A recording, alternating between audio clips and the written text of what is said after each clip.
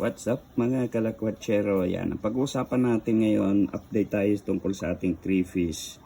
Meron kasi akong rito, PWD na crayfish. Yan. Kaya kung makikita nyo, hindi siya makabangon. Kasi nga, ang paa po nito ay isang, pero masigla siya. Yan o, ang sigla po niya. Ang problema, yan o, isang paa na lang po yan o. Yan.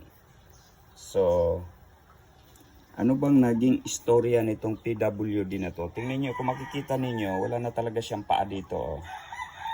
Mabuti na nga lang at naiwan yung, pati sipit, naiwan yung kanyang, tawag doon, yung may isa pa siya doon na tagapaka, yung tawag yan sa na yan, yung maliit na claw niya, dito sa may bandang ulo. Yan yung